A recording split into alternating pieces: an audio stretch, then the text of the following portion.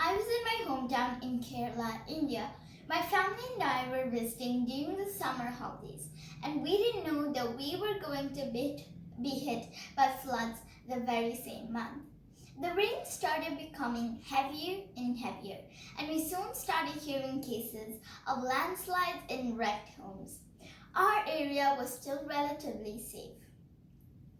One day, we came to know that a paddy field near our home had been flooded. My cousins and I went to see what had occurred. There was a road going through the field, and the whole village had gathered there. The water came up to my waist, and I waded through the waters. We had never seen something like this in decades, so everyone was rather excited. In the distance, I could see kids who had made their own rafts out of banana plants and were rowing it through the waters. Everything seemed safe and harmless.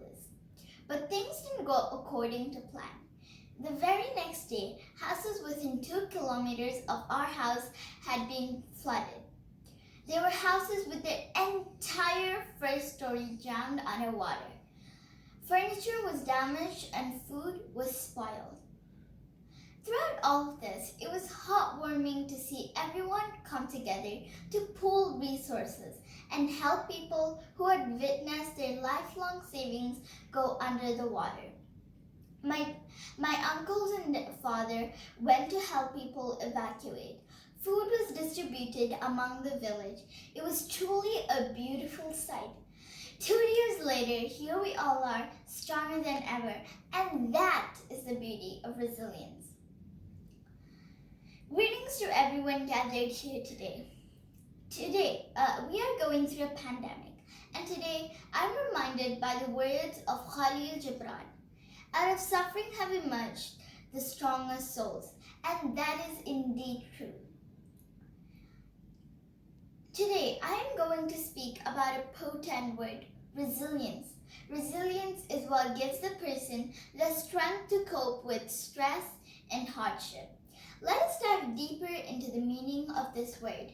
Resilience is what helped Mahatma Gandhi, Frederick Douglass, and Nelson Mandela, among countless others, to fight for the freedom that many of us take for granted today.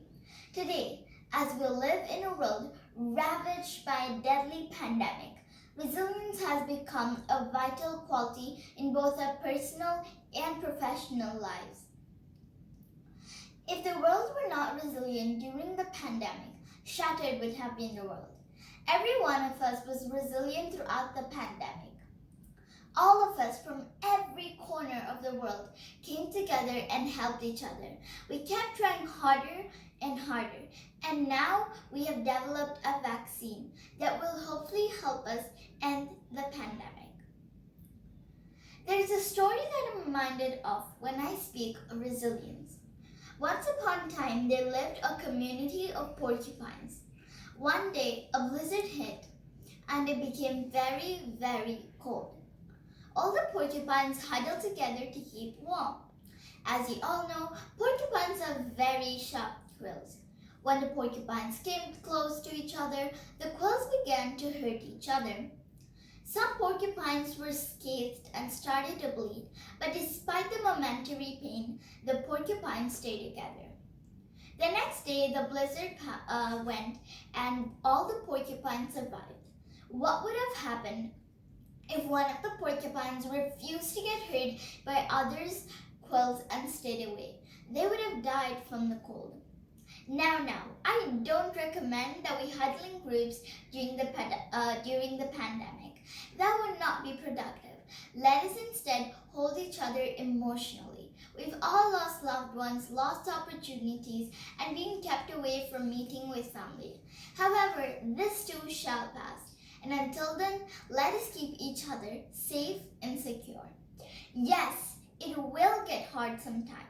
But just like my people overcame the Kerala floods, I have resounding hope that we will overcome this too. Thank you.